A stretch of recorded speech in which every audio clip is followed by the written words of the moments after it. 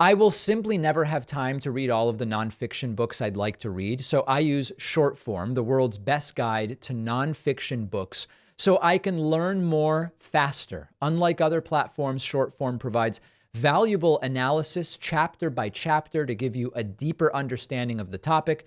Try it free and get 25% off using my link below. Let's talk today about Bidenomics. President Joe Biden giving a speech yesterday in Chicago where he very accurately and precisely dismantles the trickle-down trash of the American right wing of the last, quite frankly, 40 years. And it is actually getting to the point, not every president gets an omics named after them. We know about Reaganomics, certainly. Some people have talked about Clintonomics, but there was no Bushonomics. There was no Obama-omics or Obama-anomics, as the term may be. Obama. Whatever, call it what you want.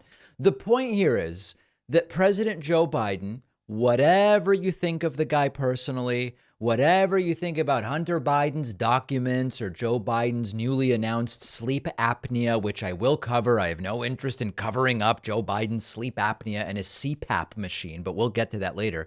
Whatever you think about it, we have a very interesting economic situation where, despite continued claims from Republicans that we are on the brink of disaster, when you actually look at the Western countries that the U.S. compares itself to regularly, we've seen more job creation and lower inflation under Joe Biden, with just about every economic indicator looking very strong. And here is indeed Joe Biden yesterday in Chicago saying what many of us have known for a long time: trickle-down economics, the idea that you give tax cuts to the rich and then those benefits trickle down to everybody else. It sounds so stupid when you say it because it's been so widely debunked that it doesn't work. It is a fundamental break from the economic theory that has failed America's middle class for decades now. It's called trickle-down economics, fundamental economics, trickle down. The idea was, it's belief that we should cut taxes for the wealthy and big corporations. And I know something about big corporations. There's more corporations in Delaware incorporated than every other state in the union combined. I want them to do well, but I'm tired of waiting for the trickle down. Yeah. It just never seems to trickle down. And listen, if it is not, how can I say this? I understand most people would love for tax policy to be such that they pay less. That's a normal thing. Even when I file my taxes, as someone who believes that to have a functioning country, we need a truly progressive tax system. When I actually go and file my taxes, of course I have that moment where I go, I would love to keep more of my money. That's not what's wrong. But then when you think, okay, but this isn't just about me. This is about policy. This is about how to run a country. This is how we have enough money to do the things that rich, developed countries are able to do and should do. You realize that this trickle-down stuff doesn't work. Now, Joe Biden actually spoke quite a bit about the economic indicators that he pays attention to. And you all know I don't like to play these games with, the labor participation rate or all debt and deficit. I just kind of tell it to you like it is. Joe Biden actually has a great thing going on if you are president and you want to make the case that the economy is good. He actually has the data on his side and the statistics on his side. I knew we couldn't go back to the same failed policies when I ran. So I came into office determined to change the economic direction of this country, to move from trickle-down economics to what everyone on Wall Street Journal and Financial Times began to call Bidenomics. I didn't come up with the name. Right. I really didn't. I now claim it, but they're the ones that used it first. I got asked by a press person this morning, getting on the helicopter in Washington, why, when I asked you about Bidenomics a long time ago, you said you didn't know what it was. I said, I didn't name it Bidenomics. I didn't realize the Economist and the Wall Street Journal did. But I think it's a plan that I'm happy to call Bidenomics.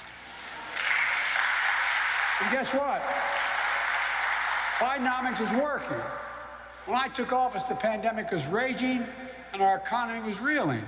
Supply chains are broken, millions of people unemployed, hundreds of thousands of small businesses on the verge of closing after so many had already closed. Literally hundreds of thousands on the verge of closing.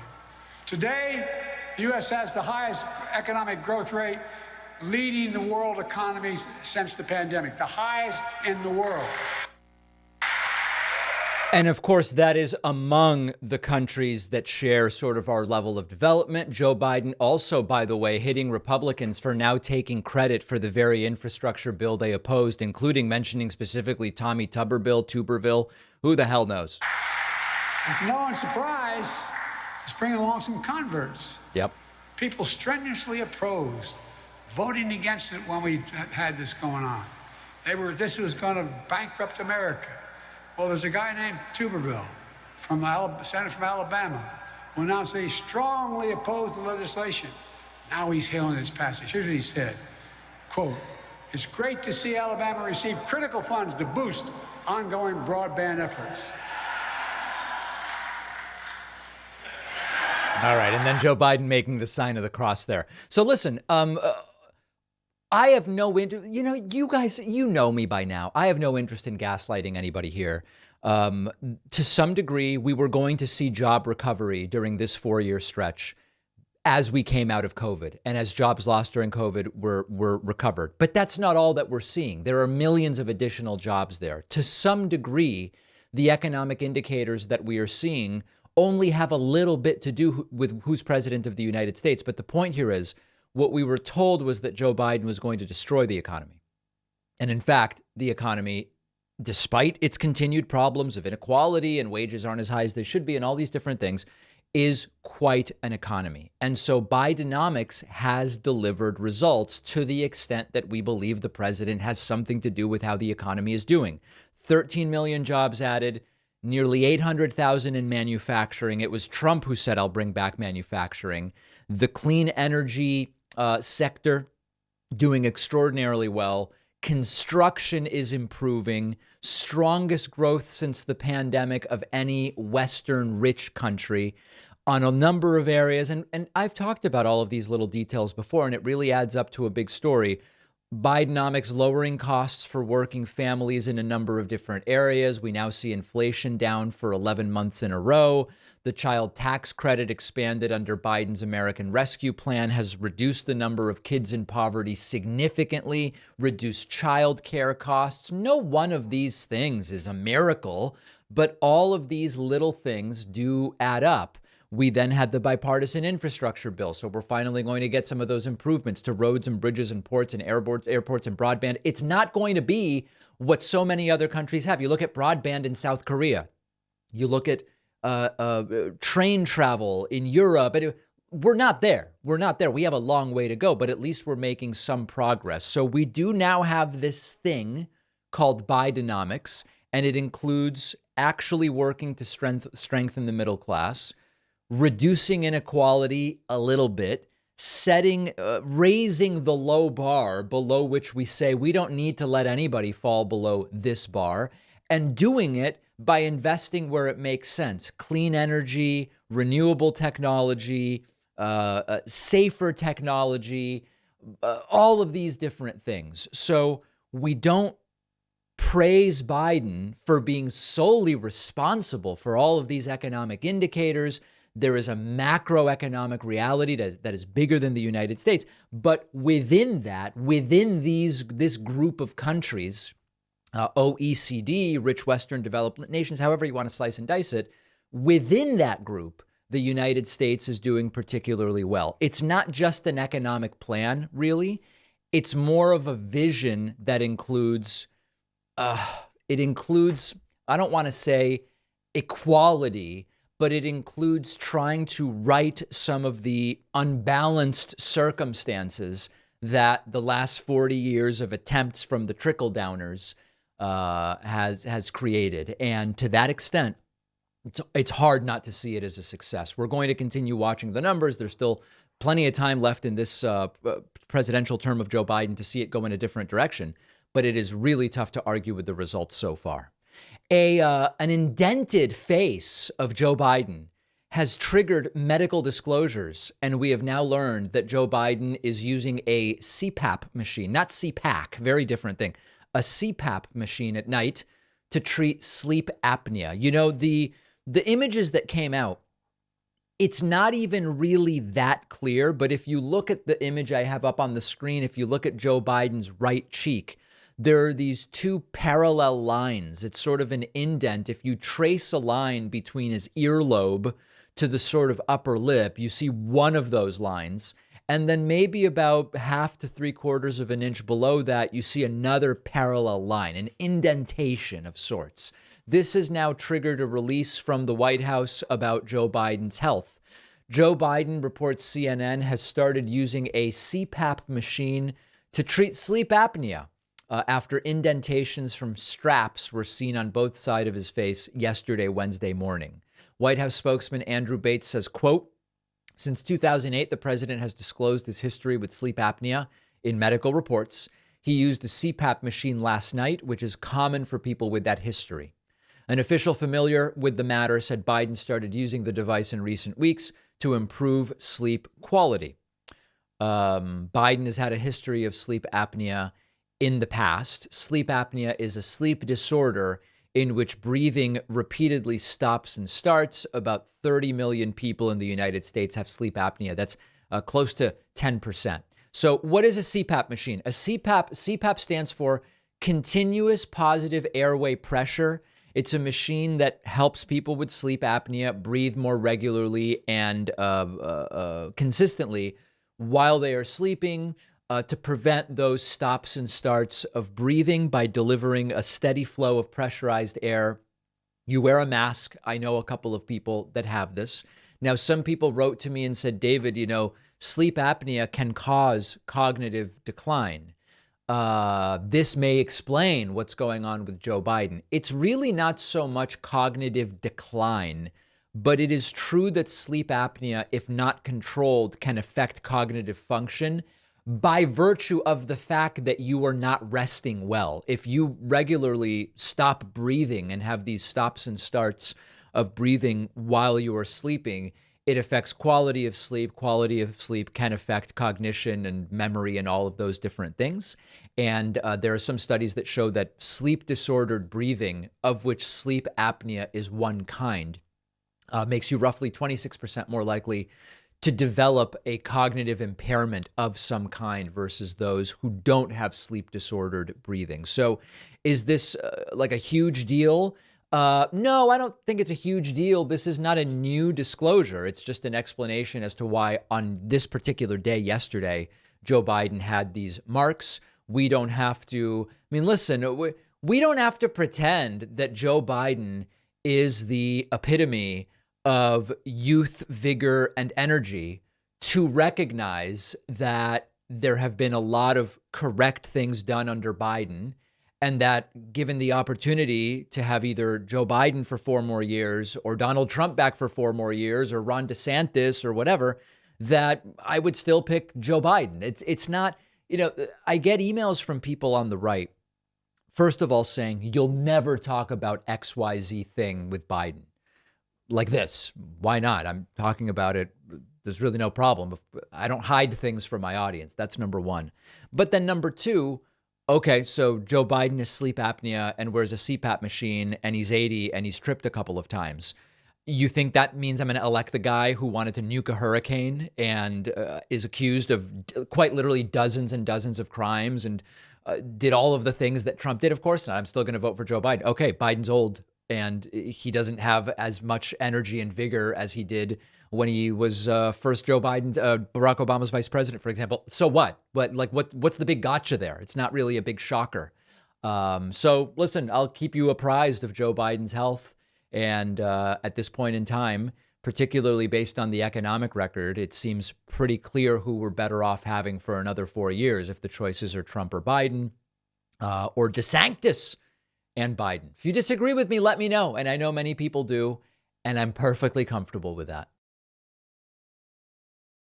When there's a nonfiction book I just don't have the time to read, having a summary of the book is really valuable.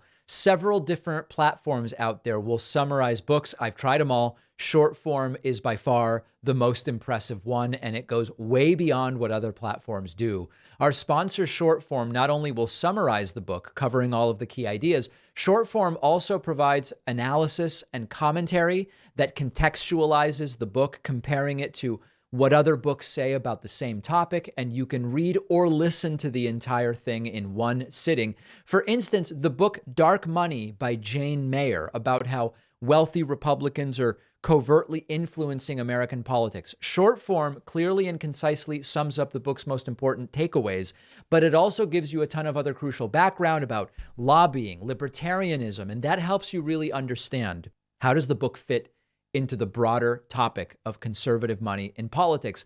That's why I love short form. Short form has every genre: politics, business, tech, biographies, and my audience can try short form totally free and get 25% off a subscription at shortform.com/Pacman. The link is down below.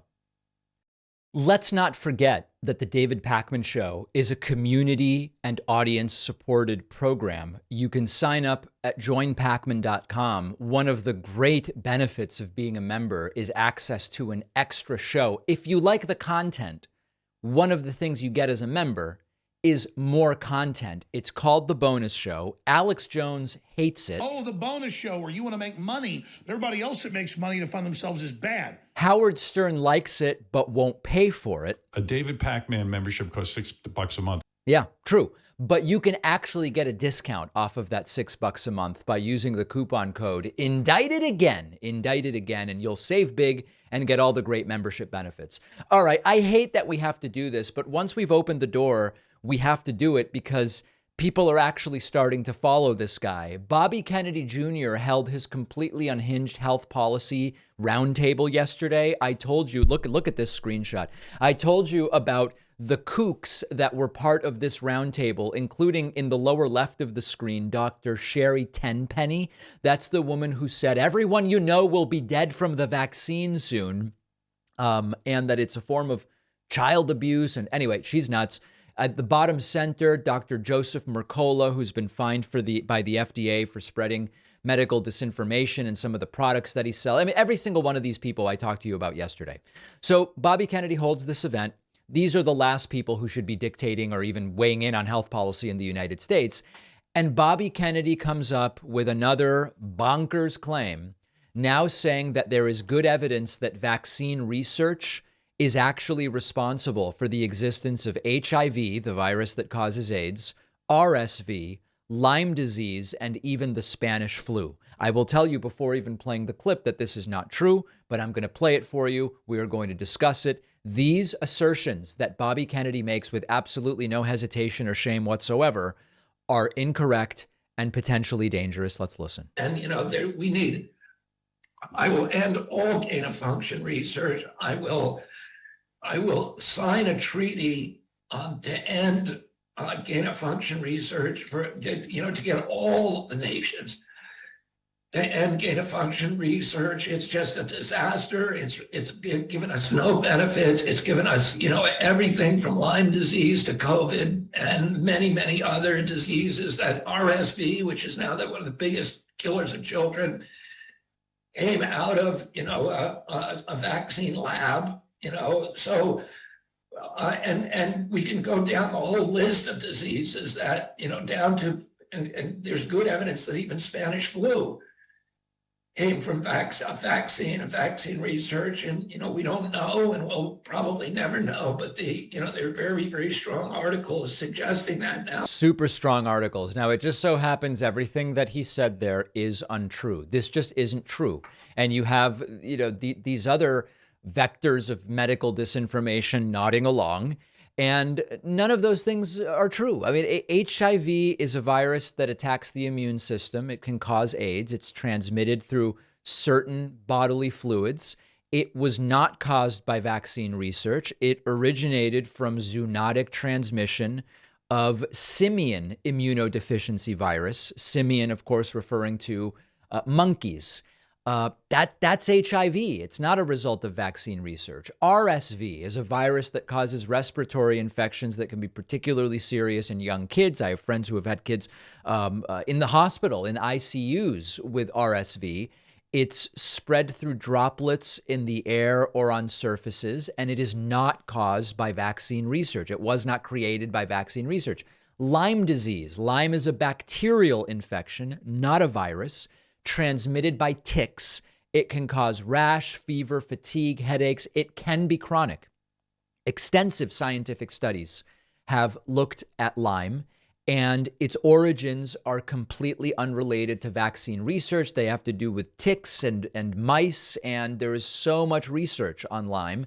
And then Spanish flu was indeed a pandemic caused by a strain of H1N1 influenza A virus, flu, okay, infected about a third of the world's population in the late 19 teens, killed up to 50 million people. The exact number, there are different estimates, but up to 50 million is a good estimate, and believed to have originated from birds and spread through human contact. Now, by the way, the Spanish flu 1918, not 1917, the way Trump says. There was not a flu vaccine at the time. The first flu vaccine was developed in the 30s and introduced in 1938, nearly 20 years after the Spanish flu. So this stuff just isn't true. And every time we talk about it, some people will write to me and they'll say, David, this is so minor. What about Bobby Kennedy's views on wars or this or that? These beliefs and the willingness to spread this stuff is uniquely disqualifying when someone wants to be president of the United States. That it's not a question of how much does Bobby Kennedy want to talk about this versus not, versus other people talking about it or forcing him to talk about it or whatever. These are uniquely disqualifying views. And by the way, these aren't the only concerning views that Bobby Kennedy Jr. holds. So health policy panel, even I told you it would be unhinged. It was even more unhinged than I expected it to be. And these are simply lies. I don't even know how to explain this to you, but there is yet another report that Donald Trump has talked about fantasizing about sex with his own daughter, Ivanka Trump. And I know that there are people who may not realize that this isn't new. I told you about this a long time ago. This is not a new thing. Remember that clip I used to play where Trump says, you know, if Ivanka weren't my daughter, perhaps I would be dating her. And Trump on the Howard Stern show talking about his daughter as a piece of ass. This is actually not new, but there is a new report about it. This is an article from Newsweek. Trump made shocking comments about Ivanka, says an ex-staffer. These are claims from Miles Taylor. Miles Taylor is the former Trump administration official who wrote that scathing op-ed about Trump under the pen name Anonymous. Taylor is a former chief of staff at the Department of Homeland Security. And he describes a number of different incidents in his forthcoming book, Blowback, where Trump made women uncomfortable. And the article says, these incidents included claims by aides that Trump made lewd comments about his daughter Ivanka's appearance and talked about what it might be like to have sex with her. This prompted a rebuke from his own chief of staff, according to the book. This is not, there are a whole bunch of other examples. This is not new, okay? We have a clip here I'm going to play.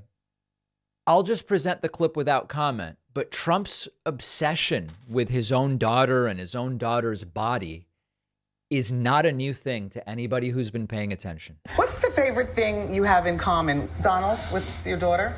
Well, I was going to say sex, but I can't relate that. By the way, your daughter, She's beautiful. can I say this? A piece of ass. Yeah. She looks more voluptuous than ever. She's actually always been very voluptuous. She's 6 feet tall. She's got the best body. Yeah, she's hot. I've said that if Ivanka weren't my daughter, perhaps I'd be dating her. You know? Oh, it's so weird.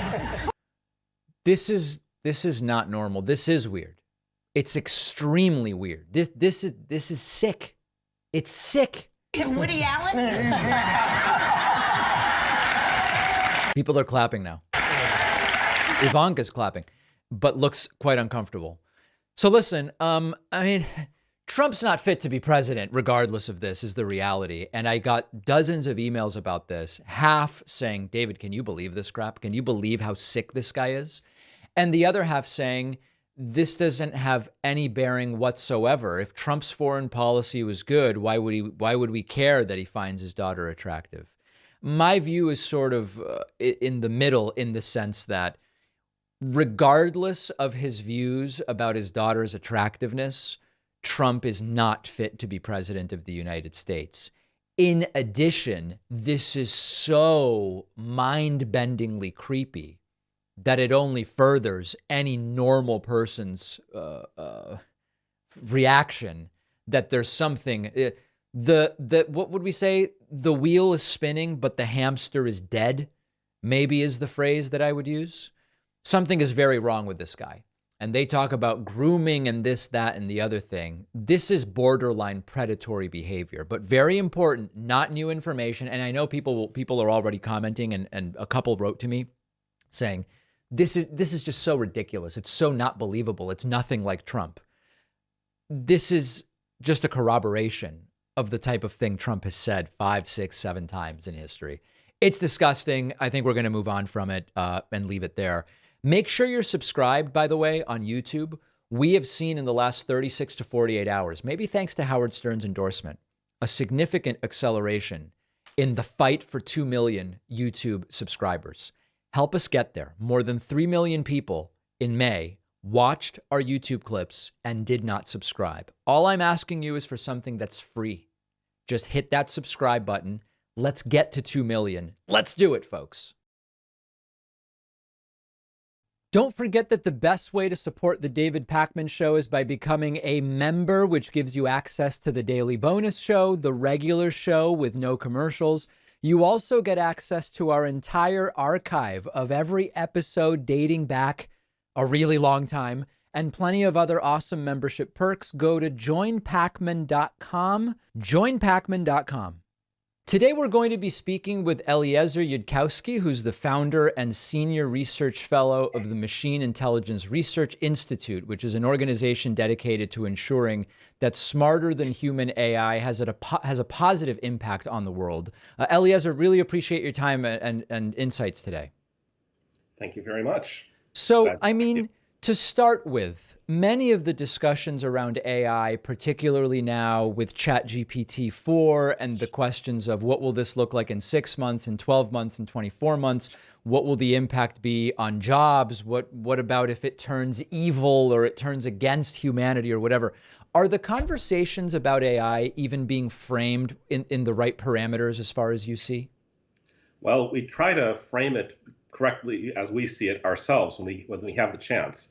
I think there's widespread agreement that ChatGPT and GPT-4 are relatively unlikely to end the world, either exterminate humanity or have a very large impact outside of that. So anyone who opens it with the frame of like look at just GPT-4, look at only ChatGPT, is probably there to convince you it's not going to have a large impact. And is it wrong to limit the conversation only to GPT-4?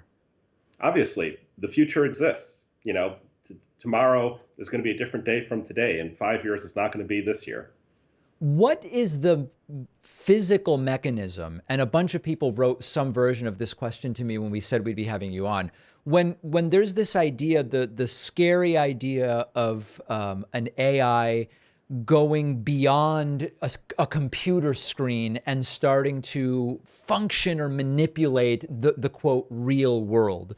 A lot of people were saying to me, can you ask what is the mechanism through which that would happen? Would it be by controlling systems like traffic lights and airplanes, or like what? Because at the end of the day, we're talking about software. If something like that were to happen, what's the physical process? I mean, this is a deep question. This is going to take a while to answer well. Okay. All right. So first of all, even GPT-4 is already at the level where if you ask it to hire a TaskRabbit and think out loud about how to hire a TaskRabbit in order to bypass CAPTCHAs that are meant to restrict systems for human use only, it's already advanced enough that when the person it was trying to hire as a TaskRabbit said, like, so are you a robot that you can't read the CAPTCHAs, lol? GPT-4 thought out loud, like, I should conceal that for the fact that I'm a robot, I should make up a reason that I can't solve the CAPTCHA. Right. And then on the main channel told the TaskRabbit, no, I have a visual impairment. Right. So it already, like, you might say, it's already like able to use TaskRabbits as fingers in the real world. And it's already understands humans out in the real world well enough to know that it shouldn't just tell people it's a robot if it wants to get its job done. So that's today's systems. Right. That's relatively straightforward. I can tell you about it because it already happened. Predicting the future is harder.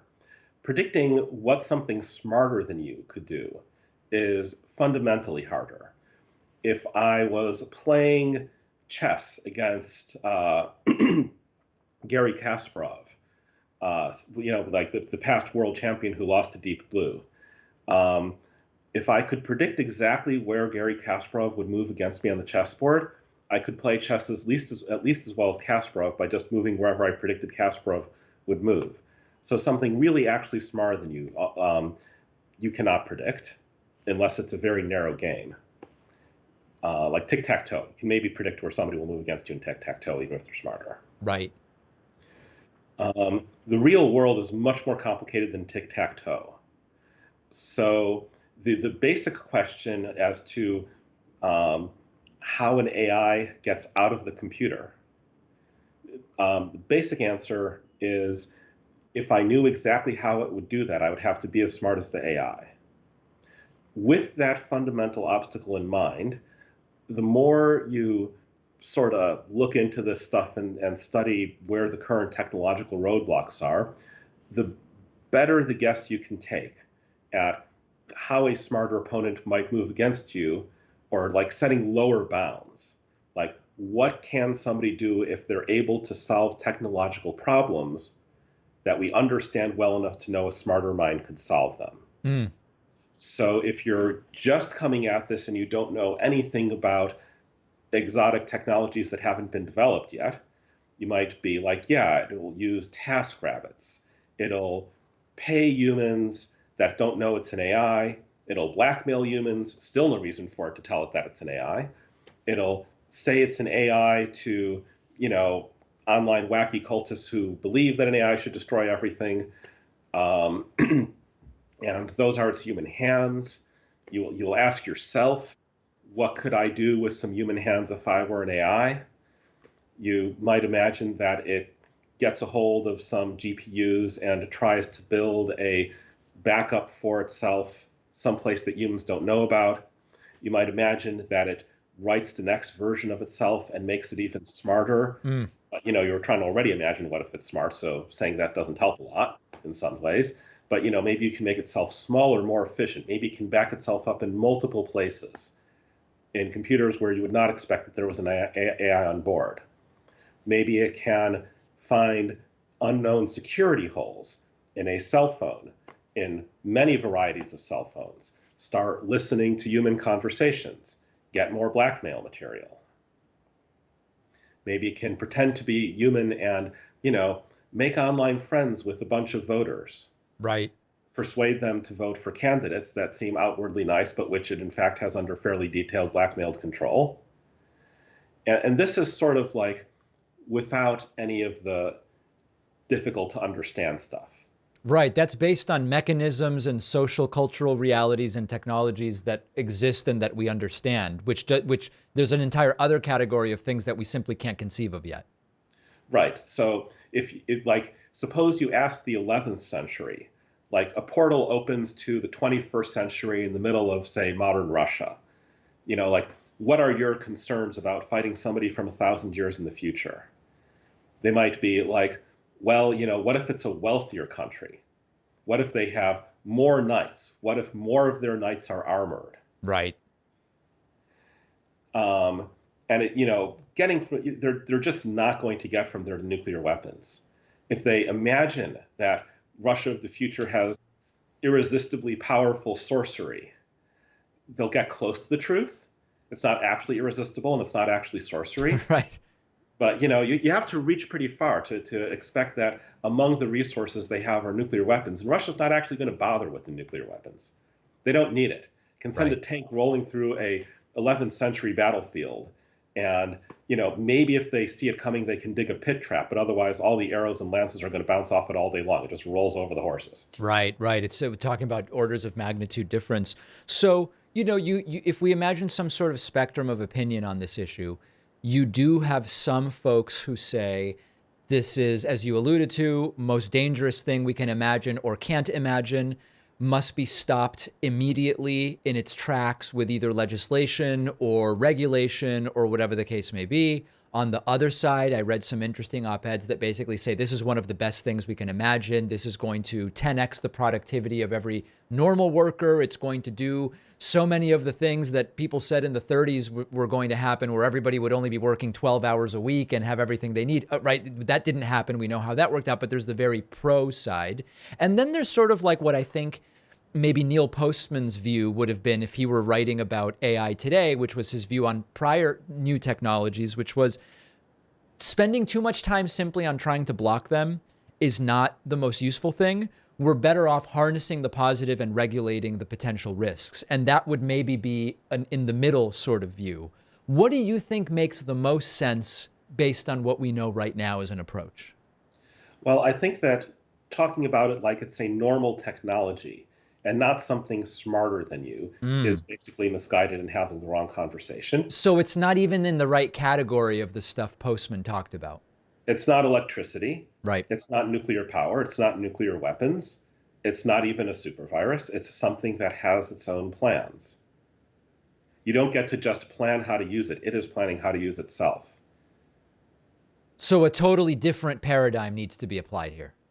I mean, imagine if somebody was like, well, we're about to contact these aliens with much more advanced technology that think faster than us, that are smarter than us, that have been around the stars for a while.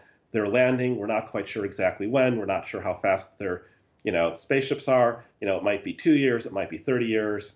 And somebody is like, well, this is just like electricity. Right. Let's use the cool stuff about their technology, but make sure they don't do anything bad. Right. It would be silly to say it in that way. Precisely. Yeah. So then what do you think needs to be done at this point? I mean, one of the cruxes of the issue is, can you do nice things with it?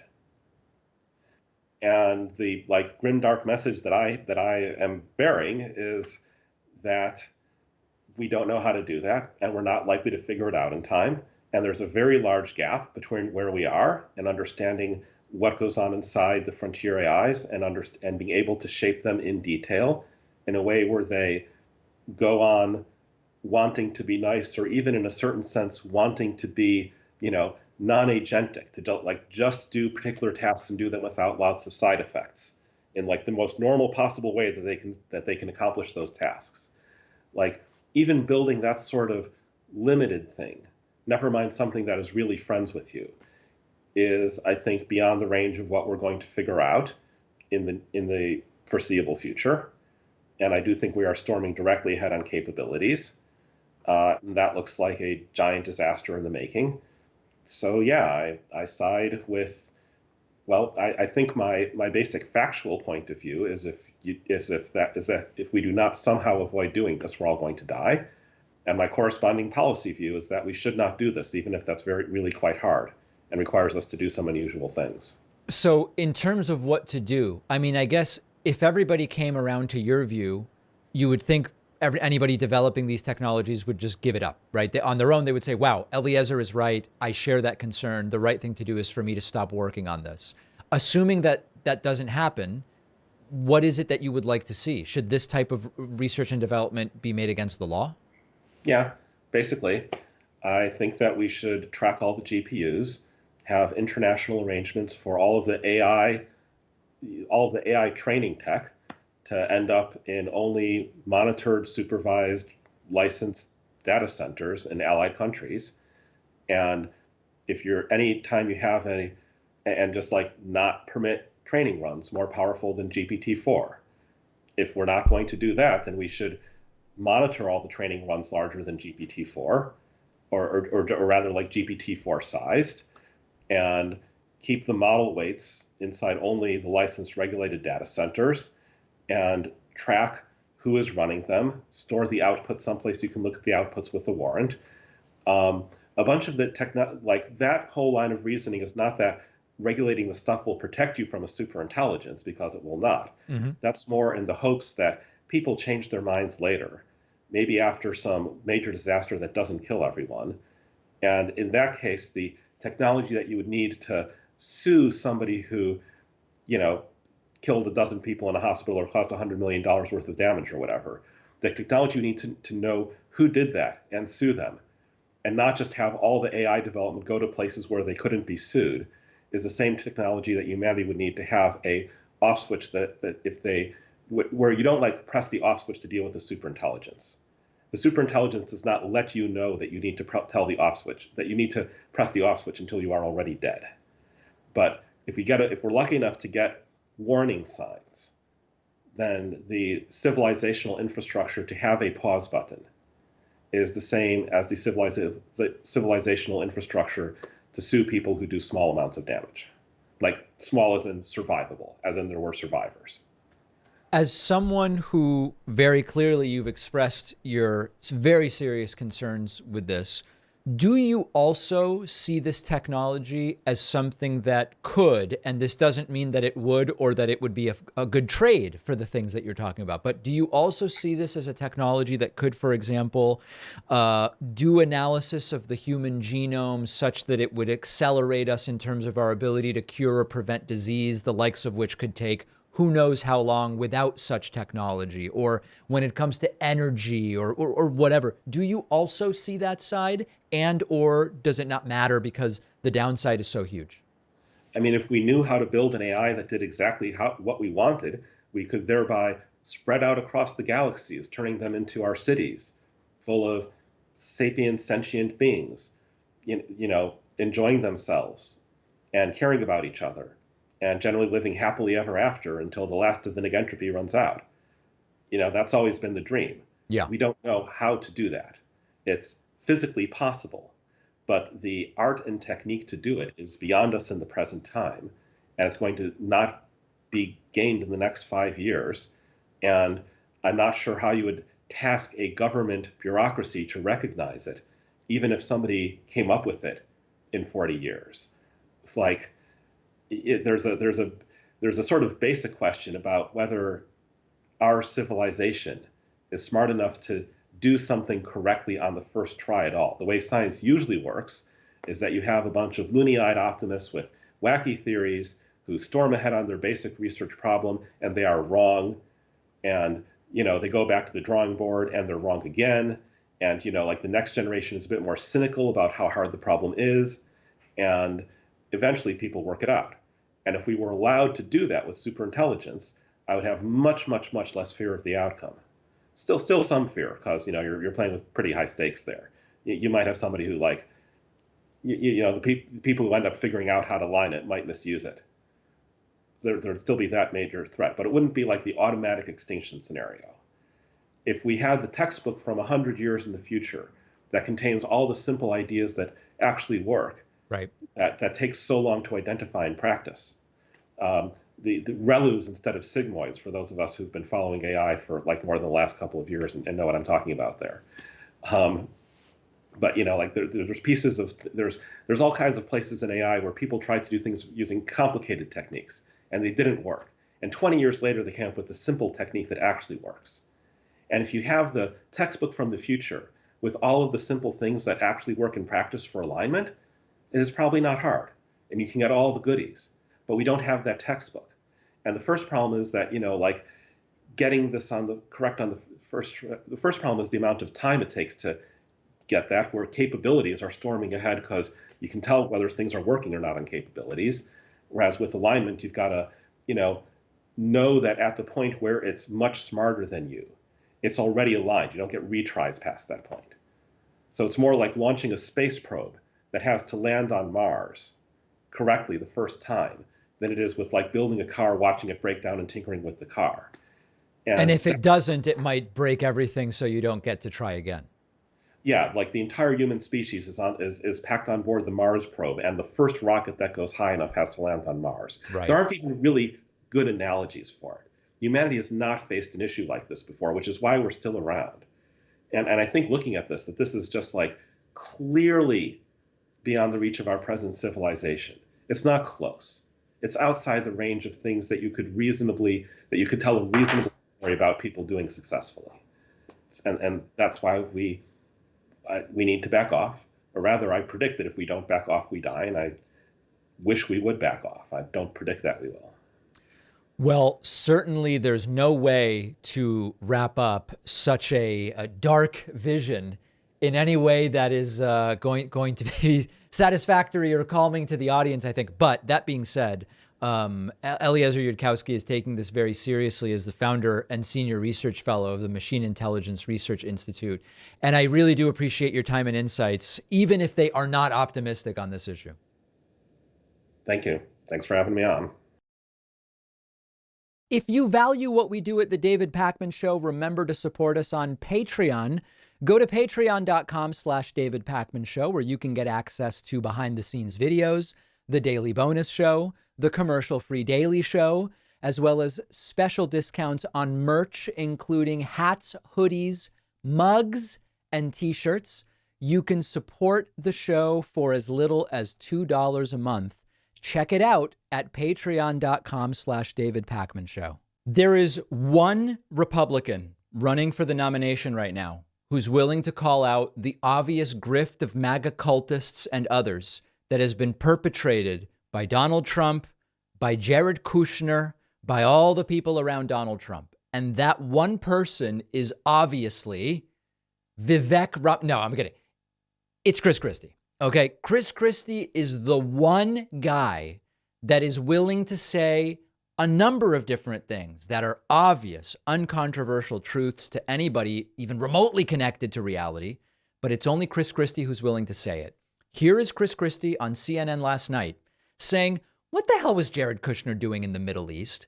What on earth is going on with these grifts and all of these people monetizing their proximity to power, Trump himself? Not a single other Republican candidate is talking about these things. Listen to this. Let's remember something. He's a billionaire. He's a billionaire, self-professed billionaire. Why can't he use his own money to pay his personal legal fees? Because he's cheap. And not use money coming from the public. It's disgraceful. And it's a continued grift.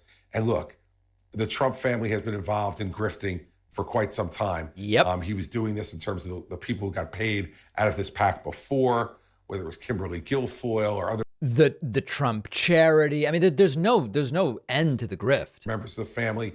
Jared Kushner, 6 months after he leaves the White House, gets $2 billion from the Saudi sovereign wealth fund. Yep. When haven't heard Ron DeSanctimonious talking about that. Trump had put him in a position to be in the Middle East. What was Jared Kushner doing in the Middle East? Better late than never, folks.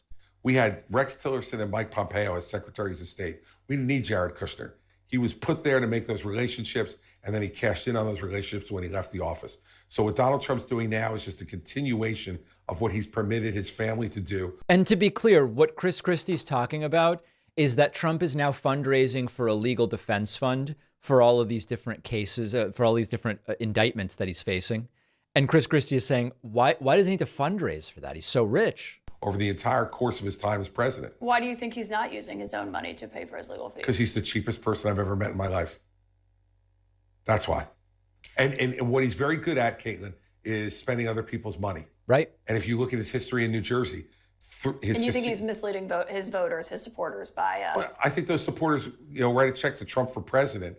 They think they're paying for campaign expenses, not for personal legal expenses. Now, in Trump's defense, I don't even know that it's a Trump defense, there are cultists so deep in the cult that they are glad to pay for Trump's legal defense because they believe that the indictments are political, that it's actually Joe Biden doing it, and all these different things. So I think Chris Christie is right that there are some Trump donors who think the money's being used for the campaign.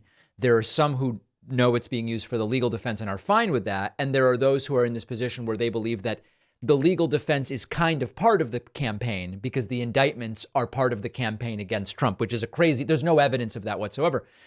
Chris Christie was a defender of Trump for a long time. And for that, I think he deserves to be criticized.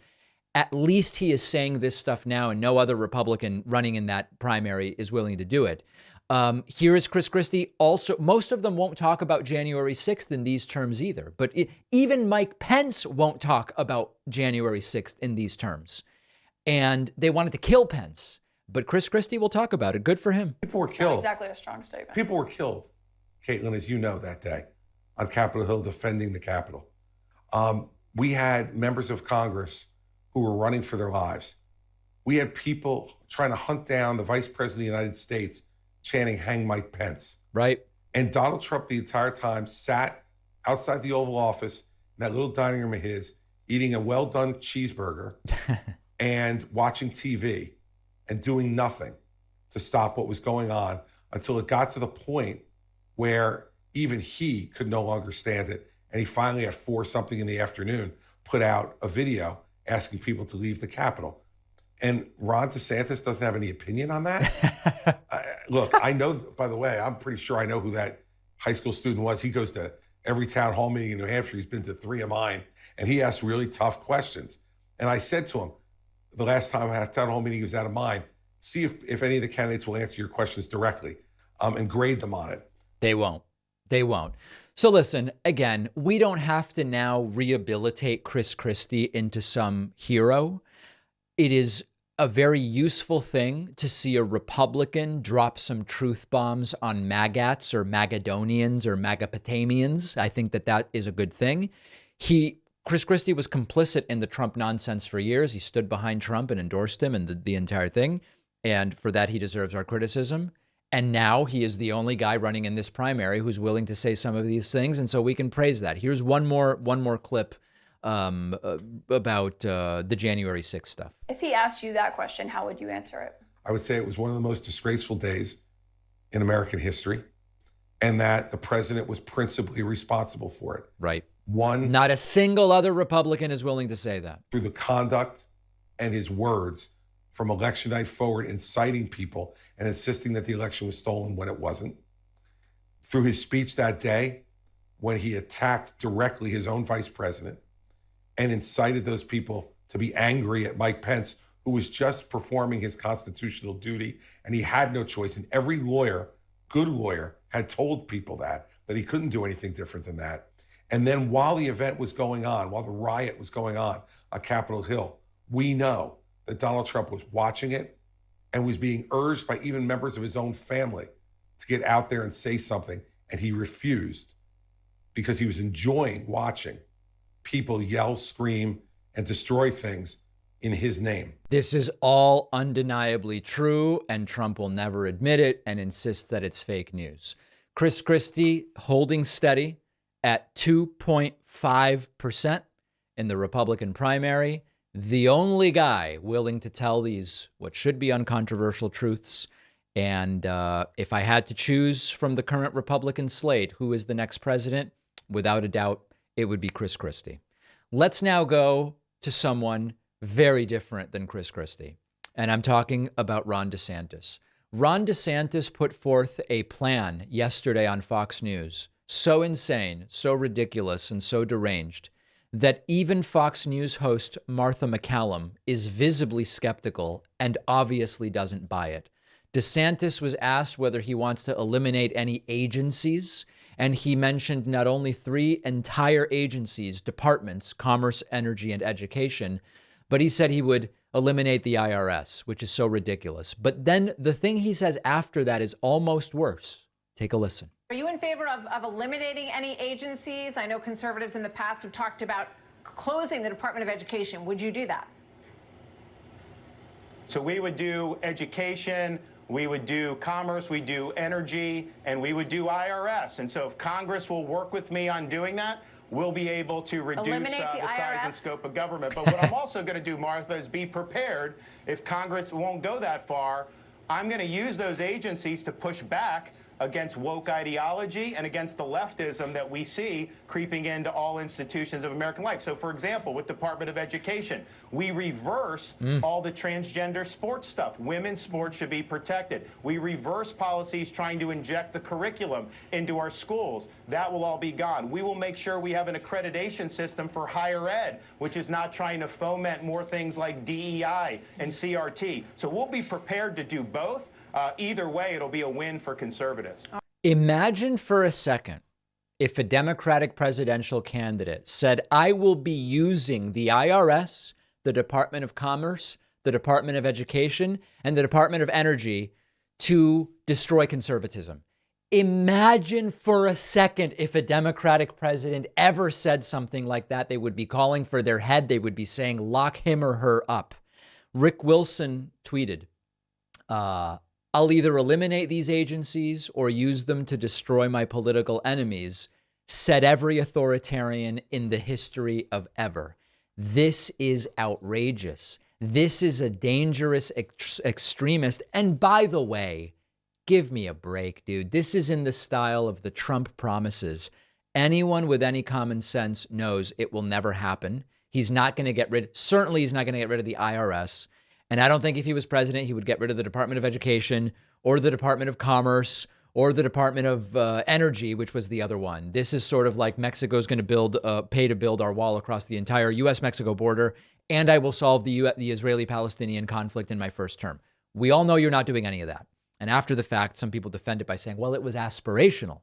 It's what he wanted to do. Don't we want to hold our presidential candidates in terms of the promises they make, at least to some degree, to things that are remotely possible? So this reminds me of the classic moment where Rick Perry, during his failed bid for the Republican presidential nomination, also wanted to remove a bunch of departments, but forgot which ones. This is a classic. And I will tell you, it's 3 agencies of government when I get there that are gone. Is it? Commerce, education, and the, what's the third one there? Let's see. 5. Okay. So commerce, education, and the EPA? EPA. There you go. No, okay. Let's talk deposition. Seriously? Is EPA the one you were talking about? Or? No, sir. No, sir. We were talking about the agencies of government. EPA needs to be rebuilt. I don't know. Remove them all. No doubt about that. But you can't name the third one? The third agency of government, yeah. I would do away with the education, the commerce, and let's see. I can't. The third. Sorry. Yeah. Listen, they're not getting rid of any of these things, but they are extraordinarily dangerous people. And the fact that DeSantis is willing to say, I'll get rid of the IRS, what we of course need to do, if you actually want to take seriously the idea of people who are not paying their fair share, and you actually need to scale up the IRS. You need to give the IRS the resources to actually conduct audits. And we know that the multiplier effect, the return on IRS audit agents to target extraordinarily high income individuals is an extremely profitable thing. And as I've said before, if you hire an IRS agent for 70 grand and they're mostly auditing people making 30 grand, even if those people underpaid their taxes by 10 or 15%, you're not going to recover very much money. But we know that the very rich underpay. And I don't mean underpay from a political or moral standpoint. I just mean they're not paying what the law currently says they should pay based on the tax code. It's not legal loopholes. It's not, they're just putting in the wrong information. They're not paying what they should pay under current law. It's extremely profitable from the standpoint of what you pay the IRS agents versus what you end up recovering in people who didn't pay what they're supposed to pay. That's the direction we should go, not getting rid of the IRS. But again, it's another one of these virtue signals. IRS is now bad. It's political. It's armed agents, blah, blah, blah.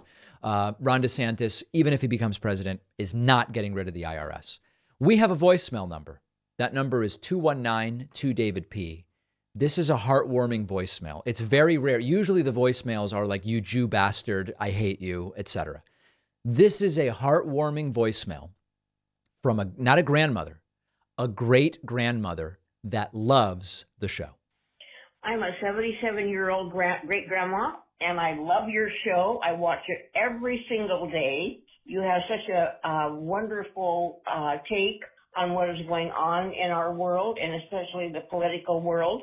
And keep up the good work. I absolutely love it. Thank you. Thank you. Folks, this is what we're trying to build. Everyone is welcome here.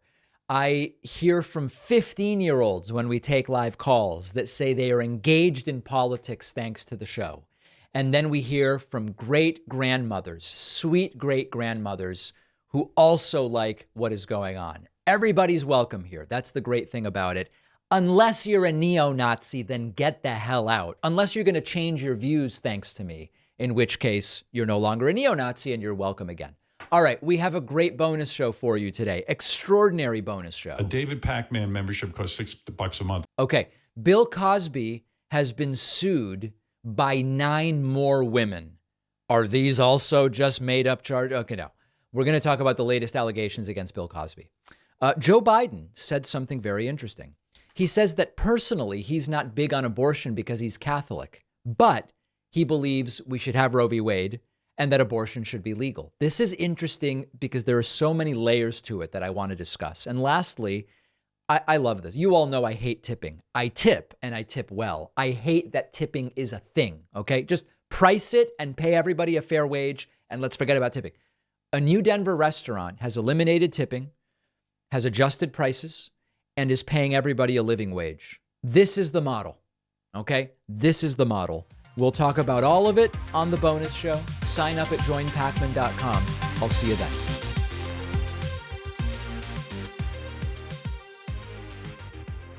Thanks a lot for watching today's show. I just want to take a second to tell you about today's sponsors. I will simply never have time to read all of the nonfiction books I'd like to read, so I use short form, the world's best guide to nonfiction books, so I can learn more faster. Unlike other platforms, short form provides valuable analysis chapter by chapter to give you a deeper understanding of the topic.